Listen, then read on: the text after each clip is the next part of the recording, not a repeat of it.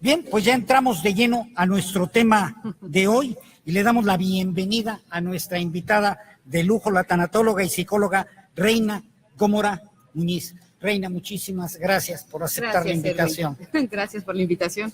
Muy bien, la pregunta de cajón, la pregunta, ¿qué es y qué no es la tanatología? Porque tanto se ha hablado, tanto se dice, pero en realidad creo que debemos de partir de ello, ¿sí?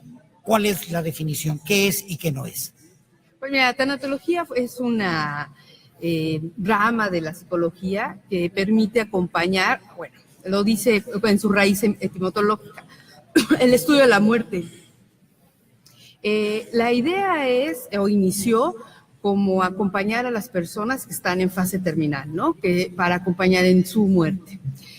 Sin embargo, actualmente se ha ampliado y nos quedamos en hablar de todo tipo de pérdidas, sí de salud, sí en asuntos de muerte, sí asuntos de enfermedades crónicas degenerativas, ¿no?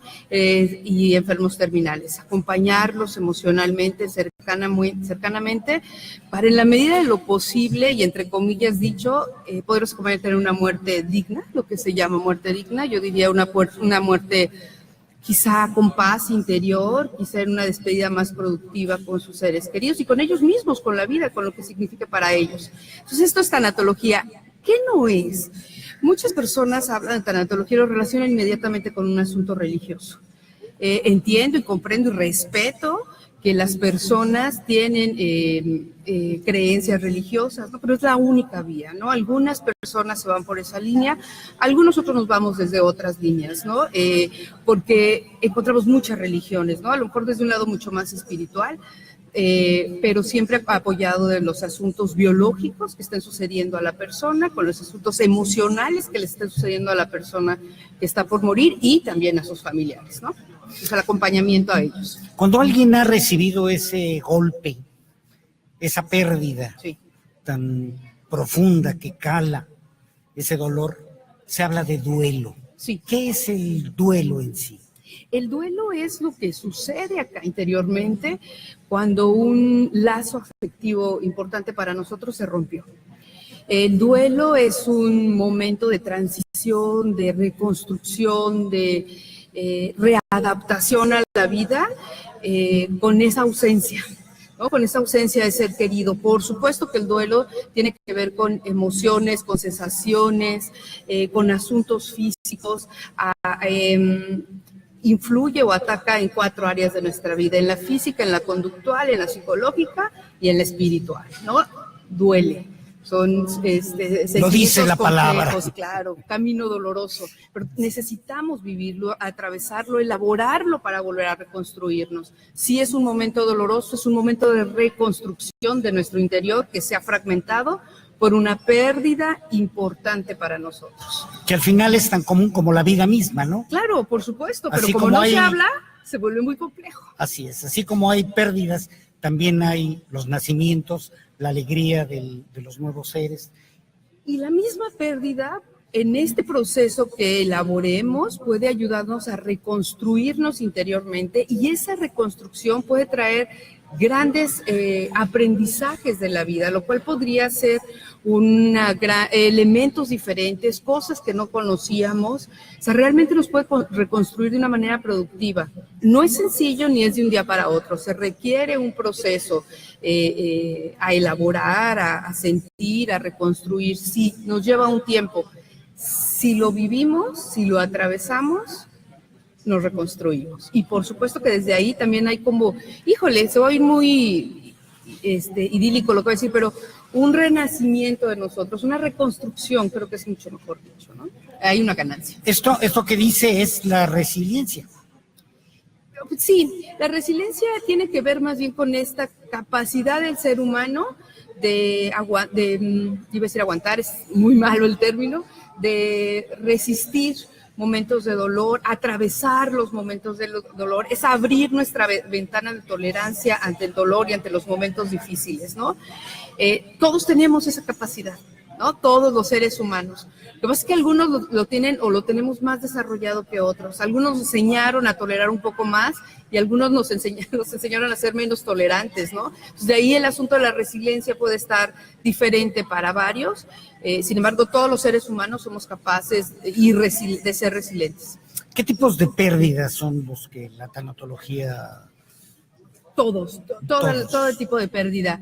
Pero bueno, hay muchísimas, nos tomaríamos todo el día de hablar de pérdidas, pero bueno, podemos hacer algo así como, bueno, hay pérdidas físicas que tienen que ver con mi salud. No necesariamente puede ser un asunto de una enfermedad terminal, pero puede ser un asunto de una enfermedad crónica degenerativa, una enfermedad que lastime mi apariencia física y mi fuerza vital. Es de las más difíciles que podemos vivir los seres humanos, ¿no? Es un tipo de pérdida físicas, ¿no? La pérdida de un miembro de nuestro cuerpo, ¿no? Puede ser una pierna, y que siempre pensamos en una extremidad, pero podemos pensar en las mujeres con cáncer que se quedan sin uno de sus pechos o sin los dos a propósito de la enfermedad, que es la enfermedad más el asunto de una pérdida física. Entonces, podemos estar hablando de una pérdida principal y pérdidas secundarias a propósito de esa pérdida principal, ¿no? Y que a veces esas pérdidas secundarias son mucho más complejas que la pérdida principal, ¿no? Entonces, de ahí podemos irnos a otras. El divorcio, el cambio de residencia, el robo, me quedé sin trabajo, mis papás pelean mucho y ya perdí a mis padres, mi entorno familiar. Muchísimas pérdidas en los niños, en los viejos, en los de edad media, ¿no? Todos vivimos pérdidas. Este tema de tanatología nos toca a todos, Erwin. A todos, no hay nadie que se escape de esto. Hay dos circunstancias muy especiales, que es quienes viven una enfermedad crónico-degenerativa, donde está vivo, no está muerto, pero sin embargo es una condición muy especial, dependiendo de la gravedad y de la intensidad. Sí. Y por el otro lado, las etapas terminales. Sí. Esto, ¿cómo lo maneja? ¿Cómo se puede manejar? ¿Lo maneja la tanatología? ¿Apoya? Sí, son dos grandes áreas de trabajo para nosotros, de acompañamiento emocional, ¿no? Creo que podemos empezar desde el dar las noticias, ¿no? Desde el diagnóstico, ¿no? Una persona con una diabetes, ¿no? Un asunto avanzada, ¿no? Me encanta ese concepto de apoyo, de acompañamiento emocional, que a veces es tan necesario y a veces se carece de él. Muchas personas carecen de él o a veces no es el adecuado. Y entonces cuando hay una persona profesional, alguien que sabe la manera adecuada, correcta para poder acompañar, porque no siempre todas las compañías son las mejores, ¿verdad? Sí, fíjate que ahora que venía para acá, venía pensando, híjole, definitivamente el tema de tanatología, el tema de acompañamiento emocional, necesita de base la confianza. Claro. ¿No? Es vital, se requiere generar un vínculo de confianza con los enfermos terminales o crónicos o con la persona en duelo. Y la familia, ¿no? Que los acompañantes podamos ser confiables para la persona, ¿no? Porque de ahí se puede elaborar, porque estamos tocando las fibras más sensibles en quizá el momento más vulnerable de nuestra vida, en el momento más vulnerable en el que nos podemos estar, en los momentos más sensibles en el que podemos vivir los seres humanos, ¿no? La pérdida, ese dolor tan desestructurante, ¿no? Que poco atendemos, ciertamente, ¿no? Entonces, sí, acompañamiento, me gusta mucho más la frase acompañamiento emocional que decir terapia, trabajo terapéutico, claro, por ¿no? supuesto. O sea, porque que sea un asunto mucho más cercano, mucho más cálido. Y quien no sepa y esté cercano a enfermos terminales o con una enfermedad crónica degenerativa, le toca aceptar sus limitaciones en el tema, porque si no, entonces también se genera daño desde nuestra incapacidad para acompañarlos, ¿no? Cuando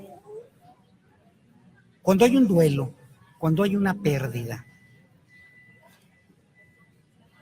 algo que nos ocurre a la mayor parte de las personas, algunos probablemente sean muy fuertes o sumamente equilibrados, pero la mayor parte de las personas se les desequilibra toda su vida, en lo individual, ¿verdad? Hasta en sus hábitos cotidianos y por supuesto con su familia, con sus amigos, en su trabajo, en todas sus relaciones. Y esto necesita volver a encontrar ese camino de equilibrio, como dijeran los biólogos, los especialistas, esa homeostasis, ese equilibrio que le permita precisamente volver a estar en orden. Sí. Bueno, acá hay que dividir cosas, Erwin. Sí. Una, ¿qué se entiende por fuerte? ¿No? ¿Qué es eso de ser fuerte, no? Yo empezaría por ahí, primero a dividir, ¿no? Sí, lo que pasa es que nos casamos a veces con creencias y con palabras. Claro, ¿verdad? y qué bueno que lo dices así, porque bien lo representas como sociedad, o sea, está muy bien. Sí. Entonces me toca tomarlo, ¿no? Entonces, primero que lo entendemos efectivamente como alguien que no siente, que está muy estoico y que no pasa nada. Y a ver si es cierto que eres tan fuerte, ¿no? Porque luego... Porque a lo mejor estamos hablando de represión y no de fuerza, ¿no? Y presume uno a veces de lo que más carece, ¿verdad? Sí. Porque así sucede. Sí, claro, y eso mismo permite que no se dé cuenta de sus limitantes, que no se dé cuenta, que pierda el contacto consigo mismo, que no se dé cuenta qué está sintiendo, qué necesita, y es muy difícil elaborar, y se puede quedar ahí incluso toda su vida, pero no elabora nada, pero no integró nuevos elementos de vida a partir de su pérdida, ¿no? Y probablemente desde ese estoicismo le está pidiendo a los demás que tampoco lloren, y además le pone el concepto fuerte, y sé fuerte, y entonces replican muchas cosas muy improductivas. Entonces, yo diría que mientras sea un evento de pérdida importante para quien sea, para cualquier ser humano o animal mamífero superior, porque un perrito puede dolerle la ausencia de su dueño, ¿no? Entonces, cualquier ser vivo o mamífero superior que le está doliendo la ausencia de ese ser que quiere, sufre este desequilibrio, o lo sufre o lo vive, sucede, porque sucede a nivel físico, biológico y emocional.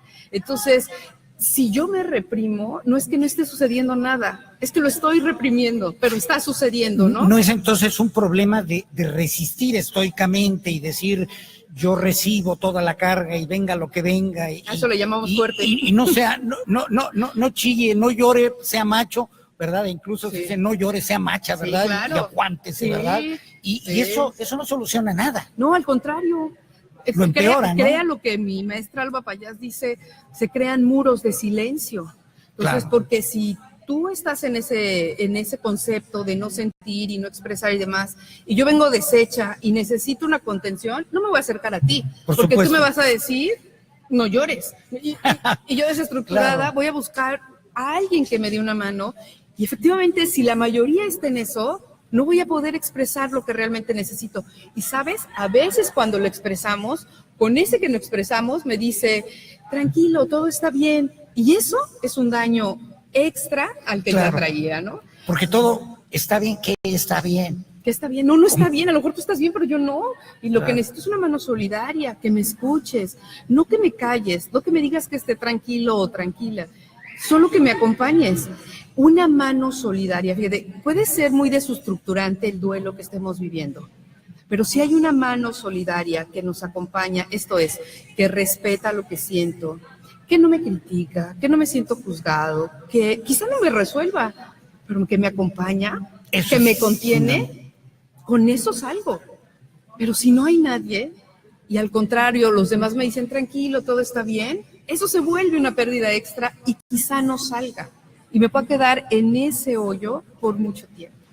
Entonces, las lágrimas son un muy buen camino para la elaboración de nuestro proceso. Y claro, en un duelo no solo sentimos tristeza y no solo son lágrimas, pueden sentirse muchas cosas, puede sentirse confusión, puede sentirse mucho enojo, puede sentirse desesperación, es un momento de mucho estrés.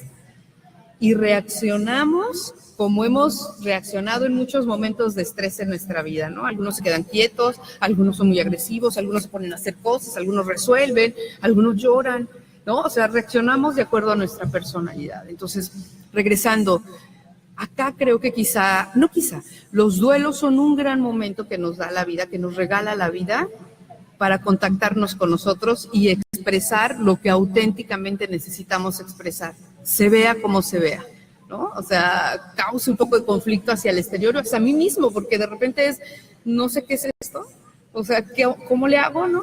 Y si no sabes, habremos personas que nos hemos preparado en ello para acompañarte solidariamente, ¿no?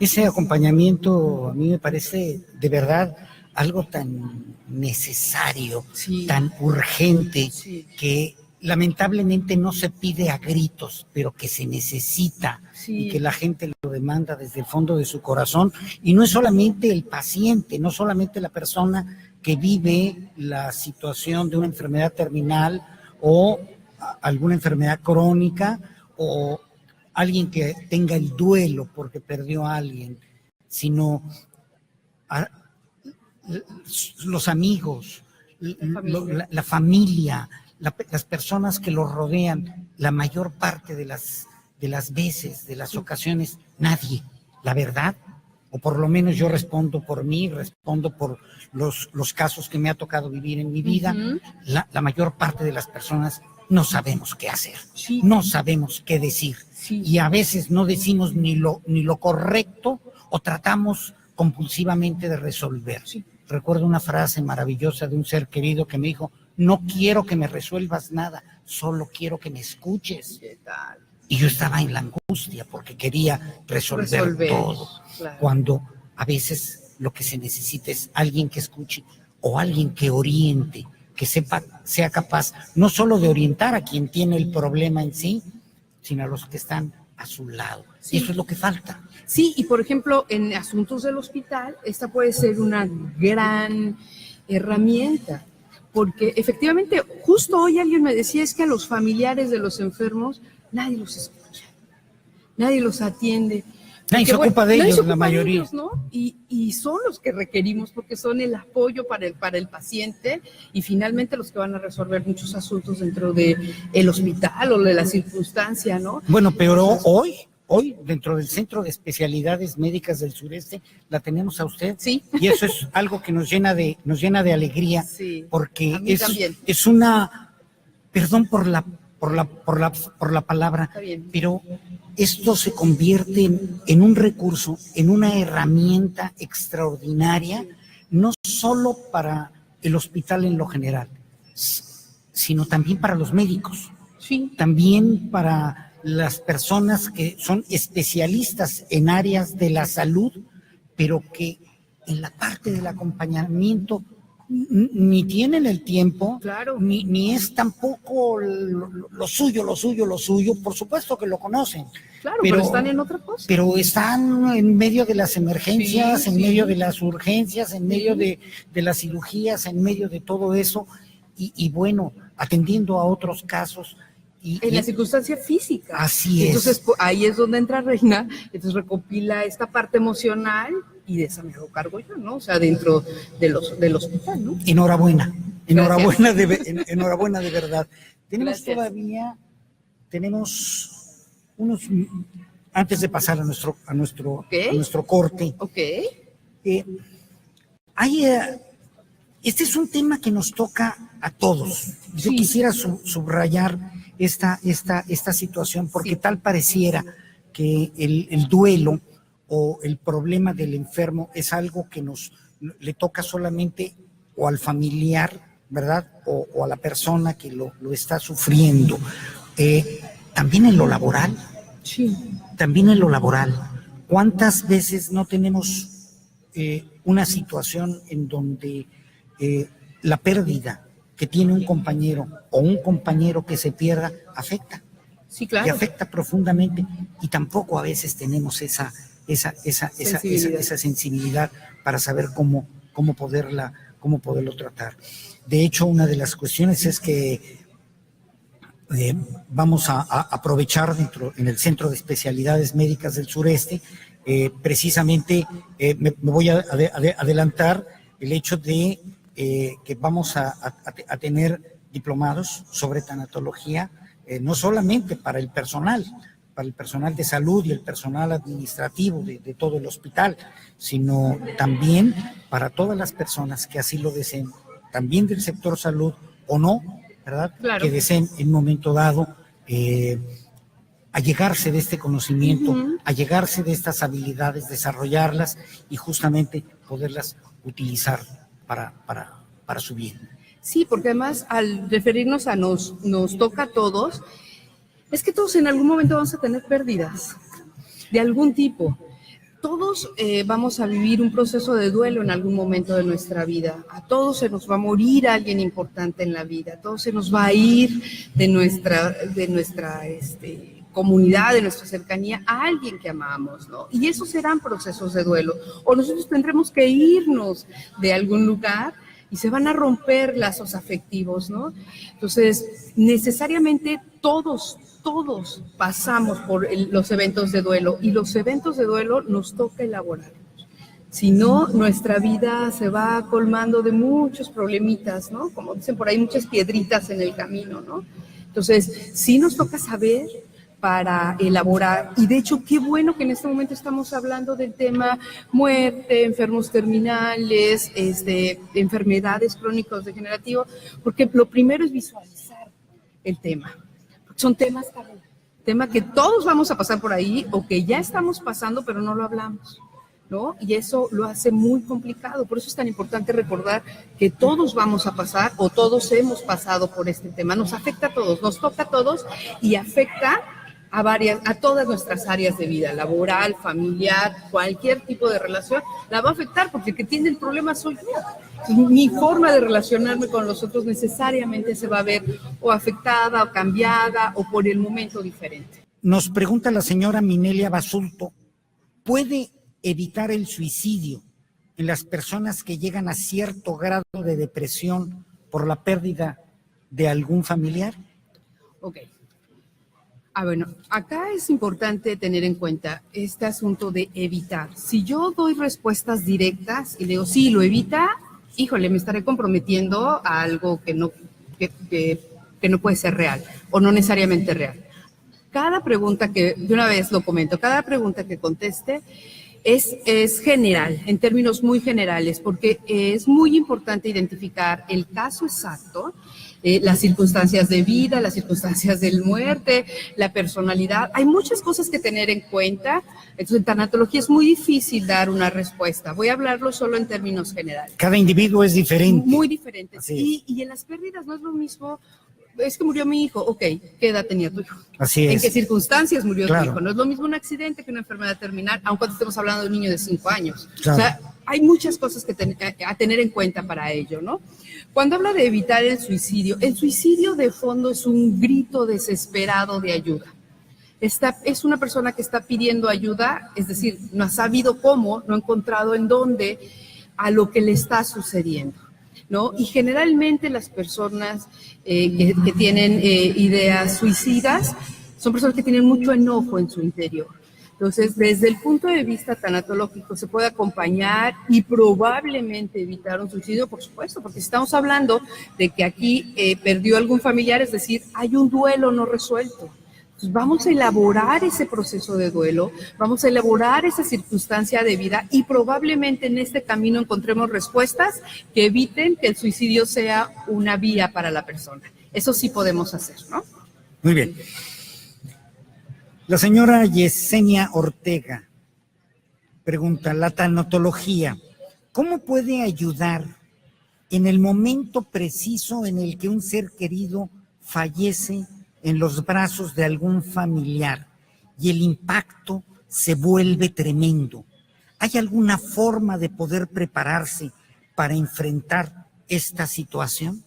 Sí hay formas de prepararnos, claro. Nuevamente regresaré a las preguntas. ¿De qué circunstancia estamos hablando? ¿Era una persona que estaba atravesando un proceso de enfermedad terminal, en un proceso terminal? ¿Estamos hablando de un accidente?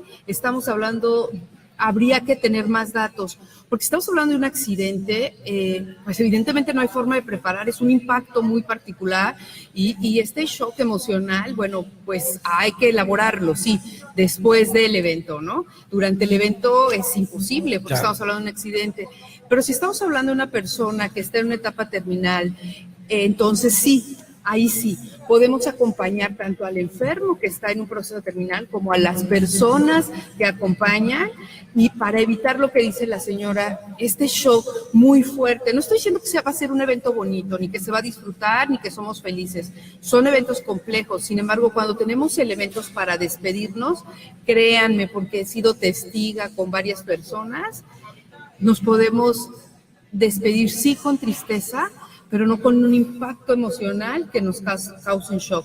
Podemos despedirnos desde muchos lados y la persona de verdad se despide en paz. Pero bueno, tendríamos que ver cuáles son las circunstancias de las que nos está hablando la persona, la señora Ortega.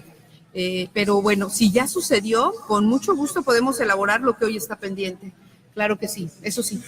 El señor Manuel Díaz pregunta, ¿cómo manejar la pérdida de un ser amado ante los niños? Okay. ¿A quién hay que preparar? ¿A los niños o a los adultos? Híjole, pues yo creo que los niños nos pueden ayudar mucho a los adultos a cómo vivir el momento, ¿no? Porque los niños no tienen este asunto de tranquilo, no pasa nada. Si necesito llorar, lloro. Si necesito gritar, mamá, no te vayas, gritan, mamá, no te vayas. Y eso es productivo. Entonces, ¿cómo manejar la pérdida de ser amado ante los niños? Hablándolo. Pero antes que cualquier cosa, el adulto tiene que reconocer si puede con ello. Por eso, reitero, los adultos tenemos que identificar si podemos con la situación o tenemos limitantes. Porque si yo reconozco que no puedo con la situación, entonces busco a alguien y pido ayuda. Y entonces ese alguien me ayudará con el niño y podrá hacer algo productivo. Pero si yo no reconozco mis limitaciones, voy a querer ayudar al niño y decir cosas que a lo mejor no van a ayudar mucho, ¿no? Entonces, claro que se puede manejar el asunto con los niños y los niños son tan transparentes que créanme que es mucho menos complejo con los niños que con los adultos. Ayudarles y no negarles la realidad, y menos si estamos hablando de una persona que es importante para ellos. El tiempo se nos está se nos está yendo, pero vamos a tratar de irnos más rápido con estas preguntas. Sí. Y por supuesto, todos los temas que teníamos preparados tratar, tendremos que llevarlos para otro programa. Aquí viví un momento muy duro ante la enfermedad terminal de un familiar. Fui con psicólogos, pero para ellos es muy fácil decir palabras bonitas de libros. No pude encontrar a nadie que me entendiera. O eran muy jóvenes o nunca habían vivido algo igual y otro no pudo ayudarme. Eso fue muy fuerte, mi caso, y no me pudo ayudar. ¿Cómo ubico, cómo encuentro un psicólogo o un tanatólogo? Susma. Híjole, qué importante, pues me pongo a sus órdenes. ¿Por qué? Una de las primicias del modelo que utilizo para trabajo, lo dice la doctora Payás, es no hacer daño. Claro.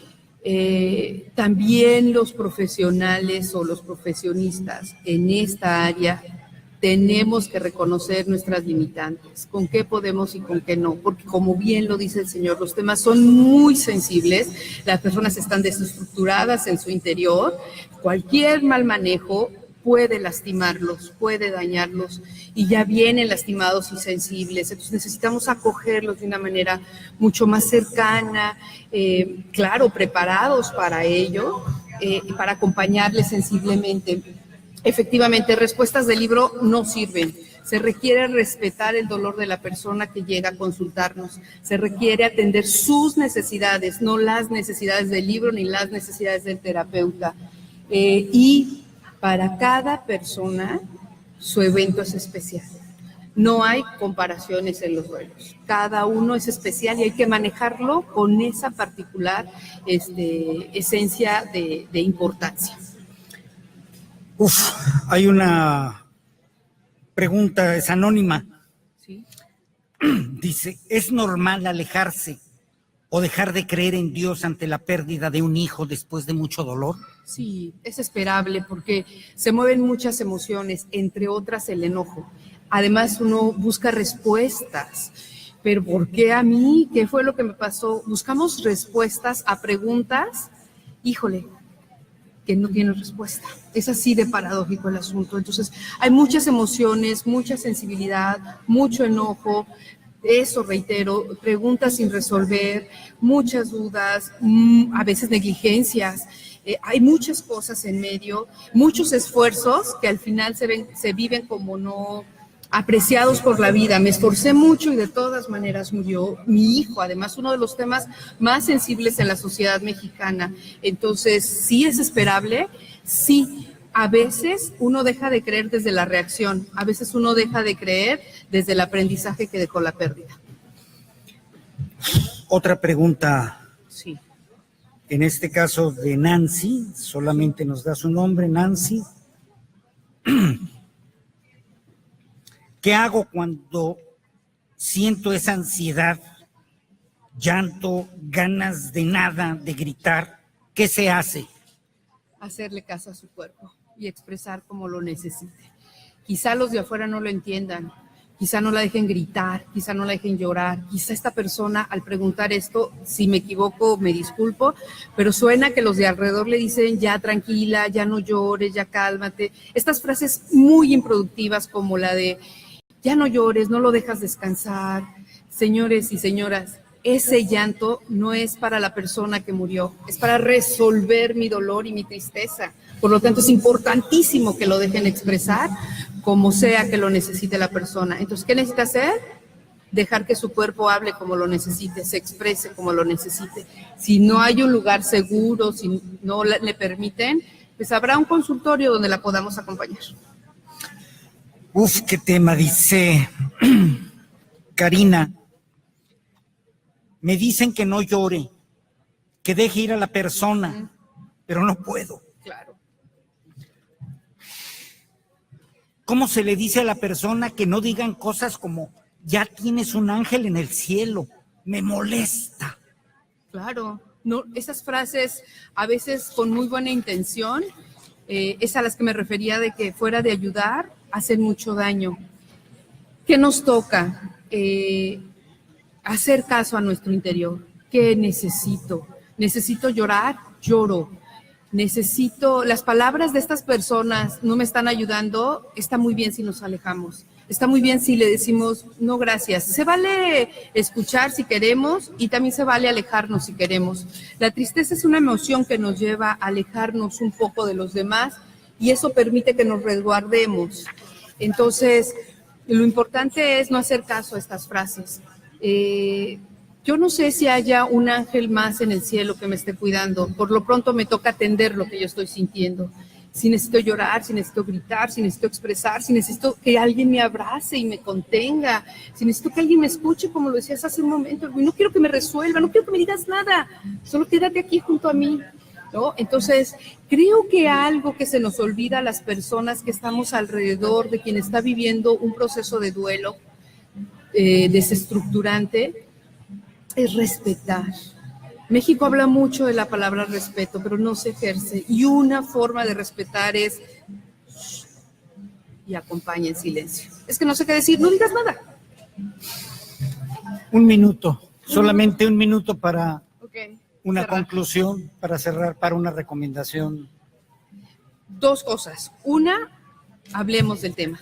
Hablemos del tema, hagámoslo visible con tu familia, con los de alrededor, comparte. Hablar del tema muerte, hablar del tema de las pérdidas es importante, empezarlo a visibilizar. Dos, hazle caso a lo que sientes, hazle caso a eso que está necesitando tu cuerpo. Todos los de afuera vamos a estar equivocados. La única persona que sabe lo que necesita es tu interior y te toca escucharlo. Y si nadie lo respeta, acá estamos en el SEM, de verdad, de una manera respetuosa, queriendo apoyar sensible y cercanamente a las personas en procesos de duelo.